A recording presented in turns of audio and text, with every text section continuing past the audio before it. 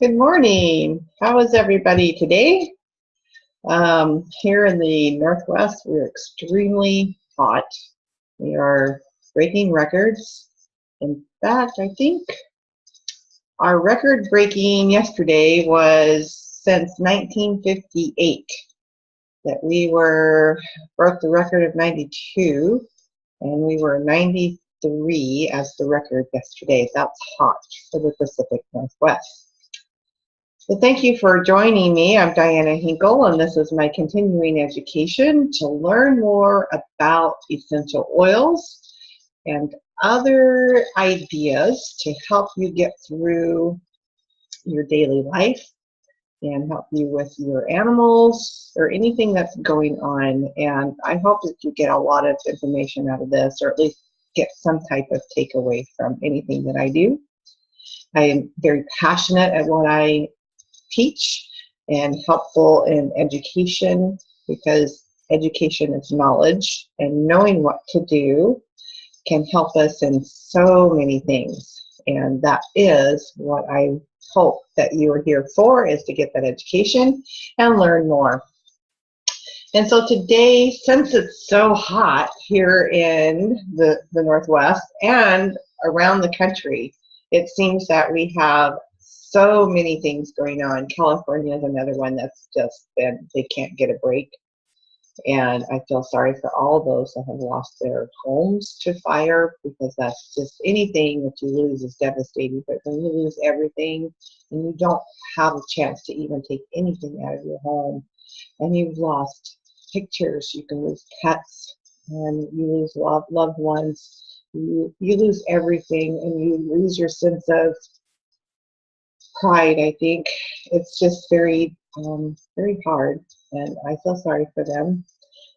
So keep everybody in your prayers. So today, let's excuse me, clear my throat. Let me take a drink. I should just have my coffee every day. This is my 1 cup of coffee. I don't have to see my coffee cup. It's pretty full.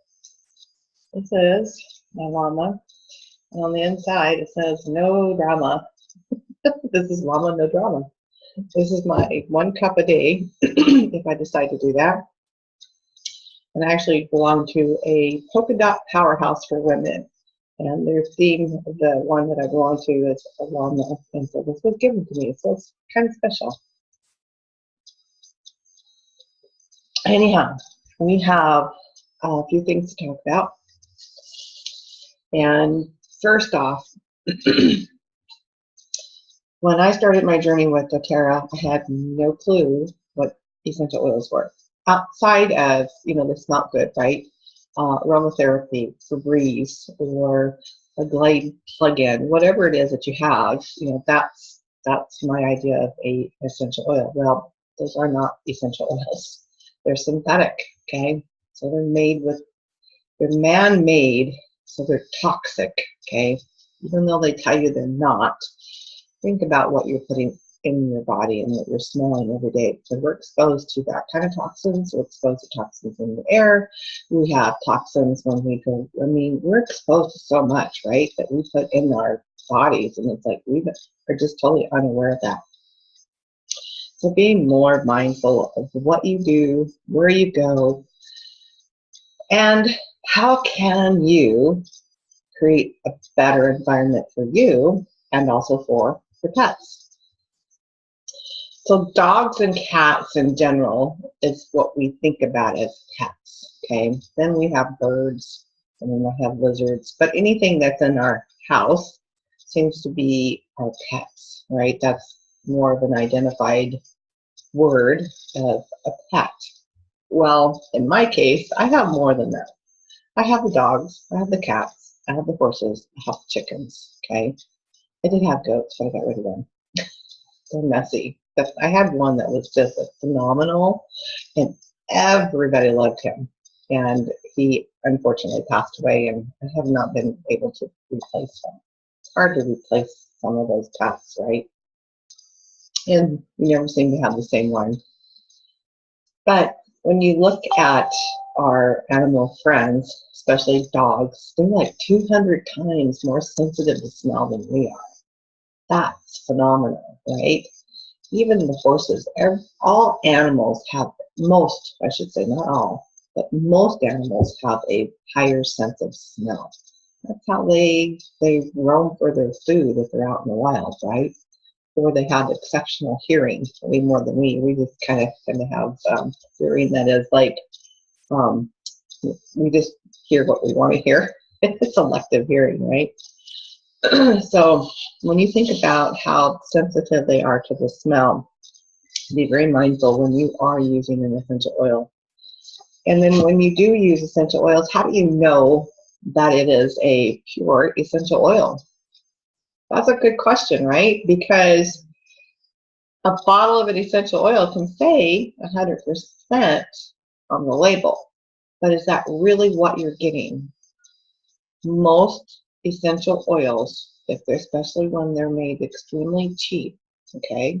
If you're getting the bargain, you're probably getting more than what you bargained for.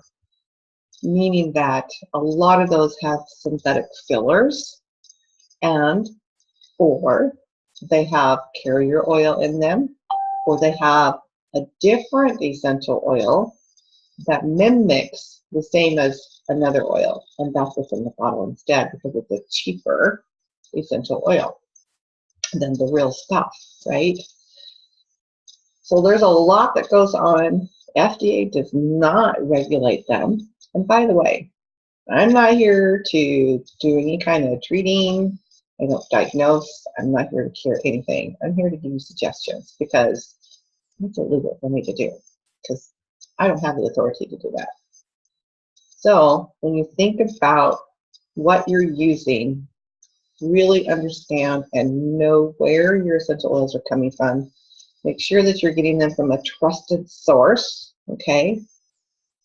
And typically, if you're getting them off a shelf somewhere in a store, the likelihoods of you having something that's extremely pure is a little less, okay? Not saying that it won't be, but then you start looking at where did the plant matter come from, because that makes a difference. So when you look at, let's compare this, right? Let's think about here in the Pacific Northwest, especially on the east side of the Cascades, we have cherries, apples. We're really known for fruit, right? Why is that? Because we have the right weather, we have the soil conditions, we have the sun, the rain, all the conditions that make a really good fruit, right? But if you go to Florida, don't they have sunshine? Don't they have good soil as well? Of course they do. Does it taste the same as an apple that comes from the Pacific Northwest? It doesn't. So when you start comparing and looking at things that way, that's how the difference is, because the compounds make a difference on smell and taste. So what doTERRA does, since that's what I use, is I know that they are a company with a lot of integrity, and they go all over globally looking for the best source of plant material in order to get the best essential oils, okay? When they bottle it, there is nothing else in that bottle. It's what it says on the label is what it means. You are getting what they imply. If it's frankincense, that's what you're getting. If it's oregano, that's what you're getting, okay? And it's pure, its potency is so much that one drop goes a long way. So one drop like peppermint, for instance, which comes from Washington, by the way. Peppermint, one drop of peppermint can give you the equivalent of 28 cups of tea. I mean, let's think about that. One drop of essential oil, 28 cups of tea, that's incredible, right? But it's true. Try it sometime. I'm giving you a challenge, right? All right. So the challenge is to find out how potent doTERRA essential oils are. But if you're using them for your wellness, this is something that's very important. But not only that, is knowing what you're putting in your body, because if you put something on your body, it soaks in your skin within 30 seconds. A pure essential oil will do that, okay? gets into the bloodstream that quickly. So if you've ever put peppermint on the bottom of your foot and you taste it in your mouth 30 seconds later, it's incredibly, it does happen, okay? I've had people say that all the time. And not only that, if you look on YouTube, or if you know where to look, if you don't, you can ask me, but they actually took blood samples and put on the bottom of the feet, took the blood sample, and then put the oil on the bottom of the feet, the essential oil, and then took another blood sample of someone that was extremely stressed. And all of the cells are like all clumped together, which is not a good thing. And 30 seconds after they applied essential oil, all the red blood cells were free floating again. And that is incredible. 30 seconds, okay? How's your stress level? How's your animal stress level? Okay, there's some things for that. So let's talk about the heat again. Let's go back to the heat. So now you know a little bit about essential oils. What about the heat for us and the animals? Well, I talked about peppermint. Peppermint is extremely good for oxygenating your bloodstream. So if you need more oxygen, peppermint is awesome for that. In fact, in a racehorse, you can't give them peppermint because, quote, it can give them an edge because of the extra oxygen in their bloodstream. Did you know that? There are other areas of when you're into the horse world that you can't use certain herbs and essential oils because of what they do for the body. I know, but we don't ever hear that, right? Unless we're in the horse world, which I kind of am. I do ride. I do have my horses. I don't ride as often as I should. I should get back in the saddle sometimes, but my horse has a new baby by her side, so it's kind of a little bit harder, but pretty soon we'll be doing that. And so peppermint, how do you keep a horse, or excuse me, not a horse, but a dog, how do you keep a dog from being too hot? Well, first off, never leave a dog in your car, okay? Even if you have the windows rolled down, that metal and that glass, they generate heat. And even if you've got the glass down, if you're not, at least be in the shade, that's helpful. But if it's out in the sun, oh my gosh, please don't do that. Because the likelihoods of you having a dog that's going to have heat stroke is pretty high, okay? It happens with children all the time. And there's times when I see what happens with the dogs. So please don't do that. That's first and foremost. You can, however, make sure that they have water available to them. Okay, cool water. That helps keep their bodies cool, especially if you do happen to have them in your car. And but just find the shade for them, okay? And don't leave them in there for very long because it doesn't take very long for anybody to have heat stroke, okay? And so actually have that water available for them. And then you can also use peppermint. Okay, now peppermint should be diluted with a carrier oil, anything oil. So olive oil, we love fractionated coconut oil because it soaks in very quickly and it has no fragrance. But olive oil, coconut oil, fractionated coconut oil, sunflower seed oil, anything oil, okay? The oils that you cook with, and not a solid coconut oil, it's a liquid. Those are a little bit different in their molecules and they don't soak in as well. So that's one way. Make sure it's one drop. So 1 drop of an essential oil, I just told you 1 drop of peppermint can be the equivalent of 28 cups of tea. Do you give them that much? If it's a small dog, probably not. That's not something that you probably want to do. You would take the dip of the toothpick, put that in your hand, put your carrier oil, like a tablespoon or a couple of tablespoons of the oil in your hands, rub it together, and then either stroke it on their back or put it on their belly, okay? You could just barely dab the top of the oil, okay? So like this is not peppermint, this is Serenity, but there's an orifice reducer right there. There's always extra oils on that. You can just do just a little tap right there put it on the bottom of their paw, okay? Reflex point. Their feet are just the same as us. And this, by the way, is Serenity. Love the smell. It's a lavender mix. So remember, dog smeller is 200 times better than ours. Okay, so we smell that. Just think about what they do. So put it on their back paw, not their front paw. You want to use something for anxiety or to calm, the better calming. Serenity is really good, or lavender base, okay, or lavender in itself. And but you still want to dilute them, especially if they're a smaller dog. And I have little dogs. I have Chihuahua crosses.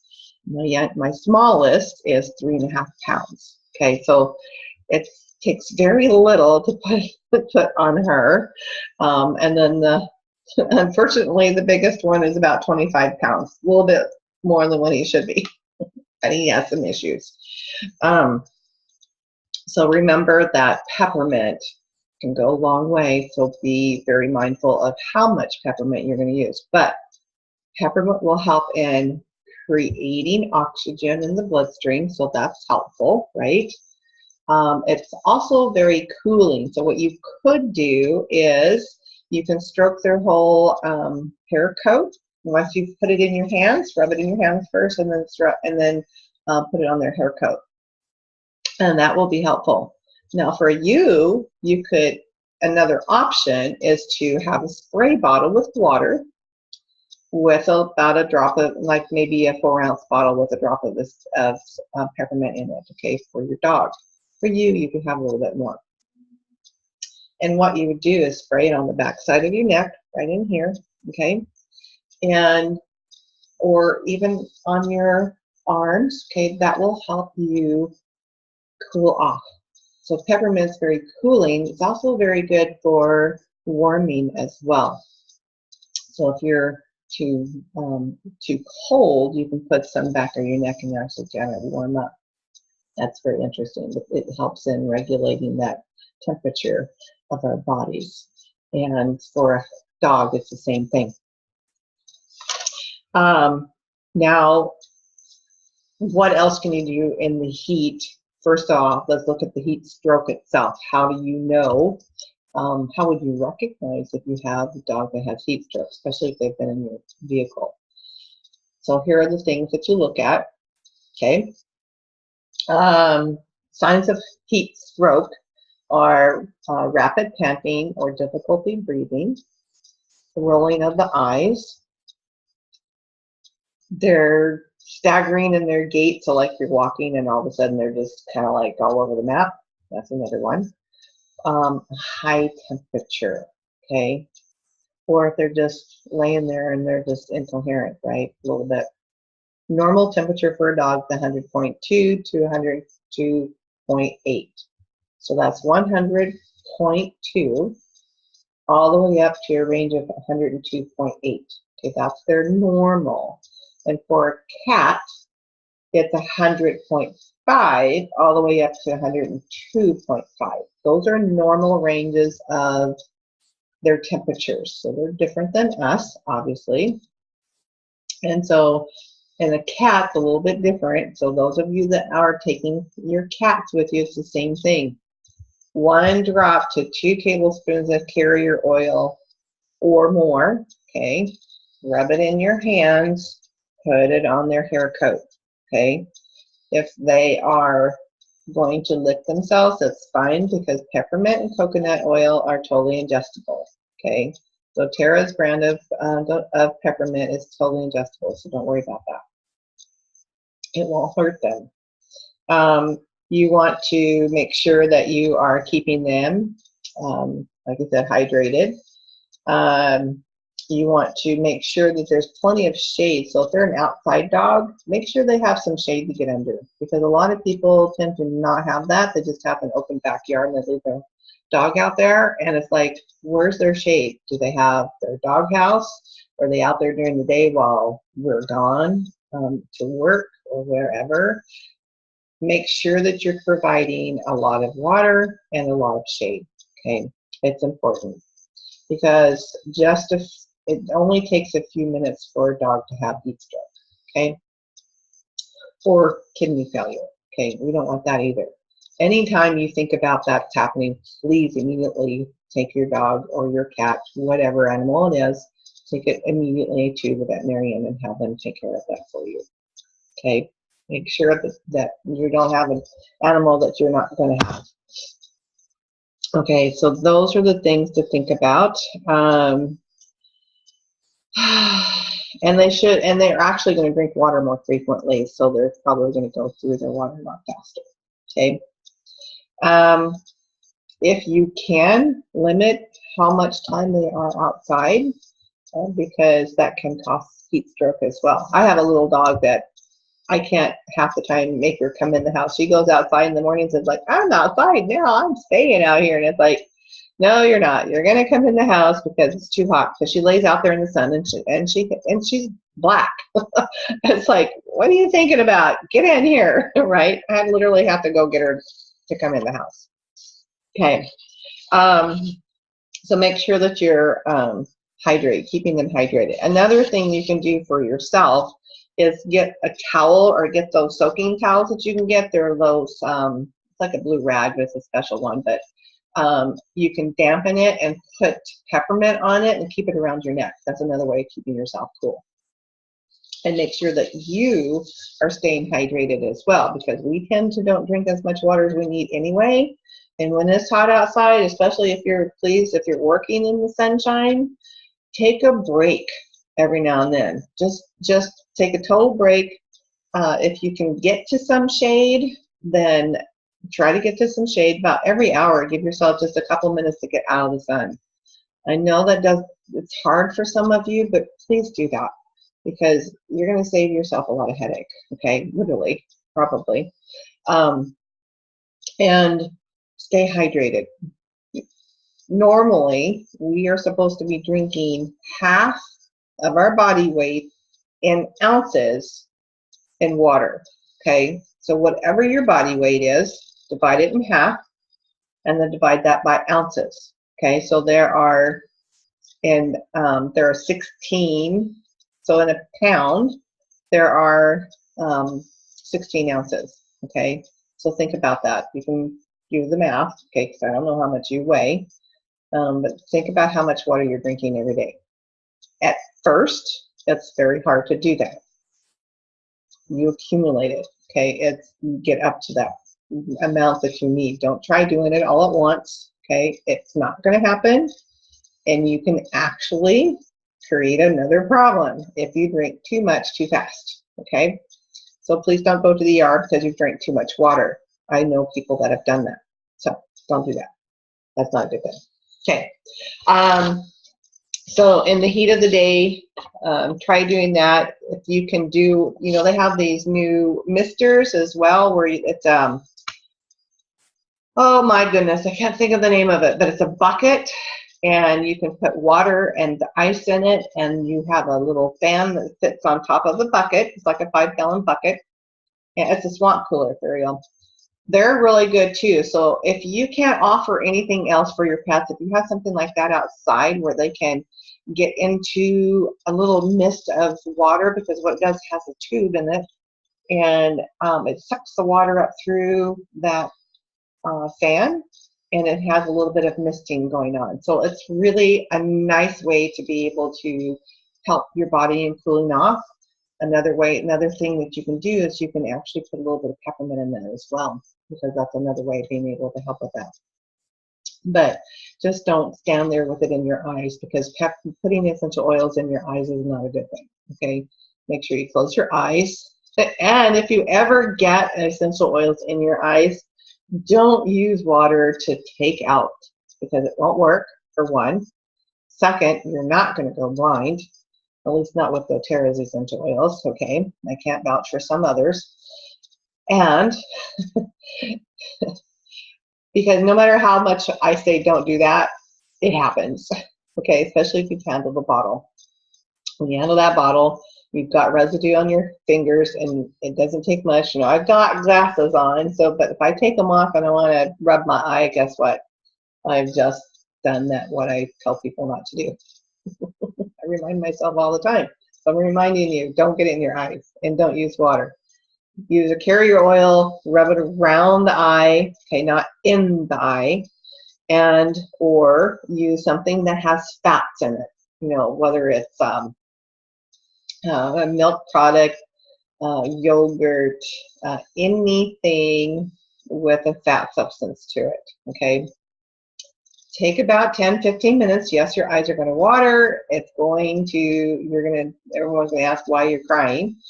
There's a reason, but eventually that goes away. It dissipates and just totally is gone, okay? So it can be as much as 20 minutes, but it'll go away, okay?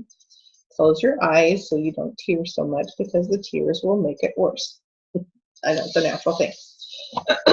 Okay, and let's see, what else can I tell you about heat? So we kind of talked about cats a little bit because cats are very, very finicky. So any oil that has phenols in it, don't use them on your cats because cats cannot metabolize essential oils. Most essential, there's a lot of essential, I shouldn't say most, there's a lot of essential oils that they have a hard time metabolizing, okay? So anything with a phenol in it, that's P-H-E-N-O-L-S, okay, that's a phenol. So there's compounds within essential oils, okay? That's what you're looking at. If you're using citrus oils, be careful with that because citrus oils don't go in the sun if you are using citrus oils because you will burn more, okay? If you ever do get burned, lavender is the best thing on this planet for sunburn, okay? It's very cooling.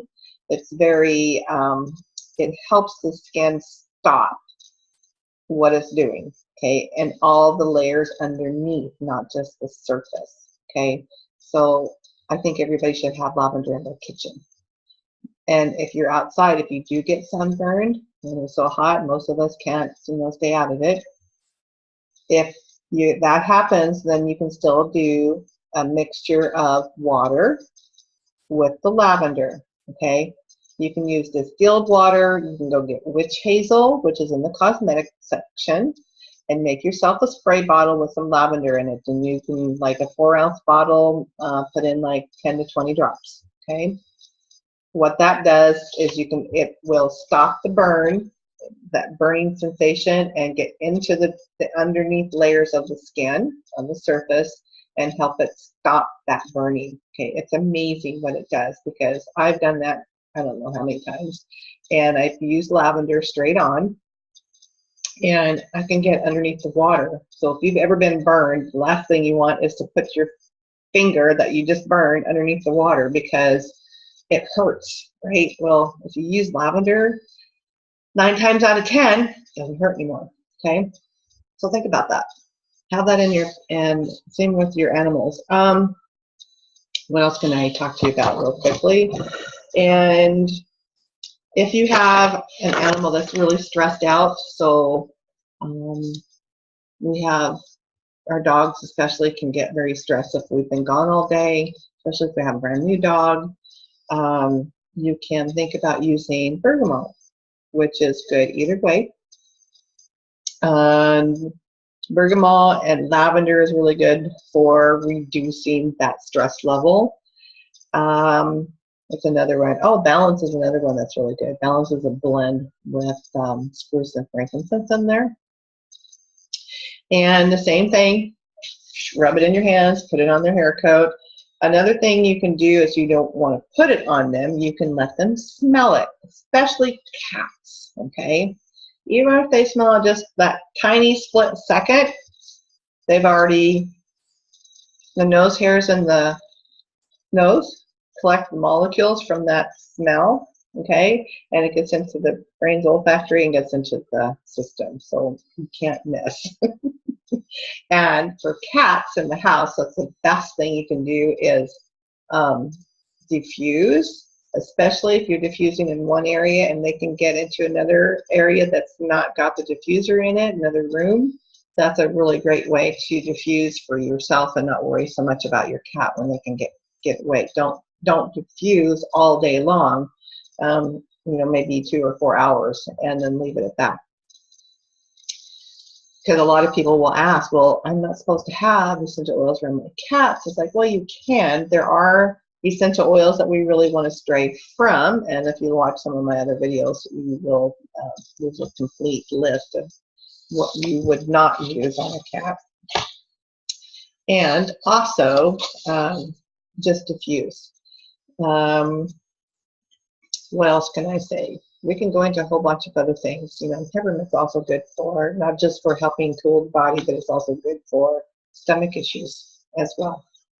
Or you can use a blend, like what's called Digest Zen. The doTERRA House is awesome, and it's good for all of them. And what's your emergency kit like? Okay, a lot of people think, well, I'm not so sure I want essential oils into my life. Well, this is all about a lifestyle change. What can you reach for outside of something that's commercialized, that has names in it you just don't know how to pronounce, okay? Those are chemicals.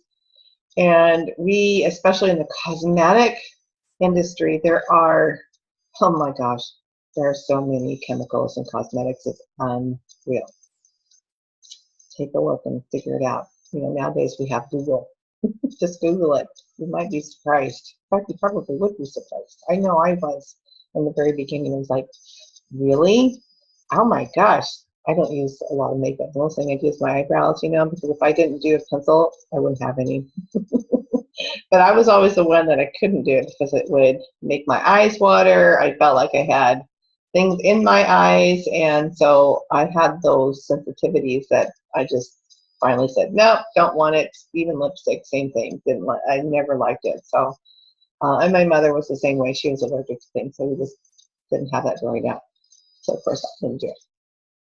I don't even like the smell of fingernail polish remover. Oh, that stuff's awful. But did you know that you can use lemon? Lemon's really good for that, and it's natural. Okay, so we talked about it a little bit about that. I hope you got some information out of this. And know that there are some do's and don'ts. Please educate yourself and think about your emergency kit. Everybody needs an emergency kit of some kind. I love where I can reach for something that is natural. There's no side effects. It's 30 seconds, it works, okay? Instead of me having to wait. If I swallow a pill and I have to wait, you know, what can I do in between going to the veterinarian if I need to? What do you have in your arsenal? There are basic ones that you would want. I have a complete one down with my horses. I have all of them here in my home, so that no matter what, because I'm like 300 feet away from my horses. I don't want to run to my house for an emergency. So I have actually a couple of them down there, and I've actually used these products on my chickens as well. So I've used them on everything, and it's crazy. It's crazy, but I have something that's natural. I know that I have something not only will work for them, but it works for me. So if I need it, I'm ready. I'm prepared. So a good scenario is I was down with my horses, and when I say down, I have to go downhill. And I just happened to stop long enough to prop myself up on a stall door, and lo and behold, the only place that there was a wasp was right there. And so I got stung. Well, I'm somewhat allergic to bees, not extremely, but it's been a long time since I actually got stung. And I'm like, great, you know, and I'm thinking, oh, now what's this going to cause, right? And I'm like, oh yeah, I got to go and get my emergency kit out. That's for my horses. Well, now I'm using it for me. And so I put lavender on it. Lavender is extremely good for insect bites like that, or wasp, or any bites. And I'll tell you, later, when I finished what I was doing, came back to the house, and because I didn't have peppermint down there, but I thought, well, you know what? It's really warm, typically, right? And I had some redness, obviously. So I put the lavender on, and I put peppermint on there. And that helped cool it down. I did that every couple of hours and put the lavender and peppermint together. And by the next day, you hardly knew that I got stung. So I didn't have to go to the emergency room. I didn't swell up like a balloon, and my arm didn't get red because it was right here, you know, where that nice little fatty tissue is. And the only thing that I could see really was a little, about 1.5 inches worth of red, and where I actually got stung, and that was it. So I feel that I'm blessed with something that is natural and helps the body take care of itself naturally. Now, would that do that for you? That's to remain to be seen, okay? Everybody's chemistry is different. If you're extremely allergic to bees and you don't carry an EpiPen, then do that and go have someone take you straight to the emergency room, okay? Better safe than sorry, okay? Monitor yourself. And in this case, I did. It's like, well, I'm not getting any worse. My throat was fine. And I got about, the most I got was about 3 inches of redness. I didn't get any of that purple stuff, and I didn't get any problems in my throat. So I was good to go. I just had to deal with the results, topical things. So, but never think about you can't go to emergency room. Please go to emergency room. All right. There's a whole lot more we could look on and talk about, but I don't want to take forever. I try to keep this down a little bit because I'm a talker, as you can tell. And I just want people to understand that there are things that you can do. Keep your animals out of the heat, out of the sun, so that you know that they're going to stay with you and they're not going to have heat stroke.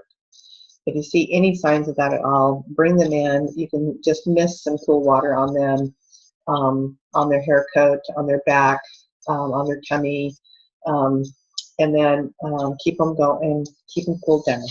And if they don't, if you don't see any significant changes in them within the next couple minutes, please take them to your veterinarian. Call them first and let them know you're coming, so that they can accommodate that. Thank you for being here today. I appreciate those of you that listen to the recording, and I do this every single Monday at 9 a.m. Pacific time and give you guys more education. There's a lot more I could be talking about, but we will close at that. And if you want to opt into my Remind system, then you text the word, the @ Heavens Oil, that's HEAVENSOIL. So the @ Heavens Oil, you text that to 81010, and you'll get the live and the replay links. You can opt into that. So thanks for joining me. We'll see you again next week, and we will see what we talk about then. See you later.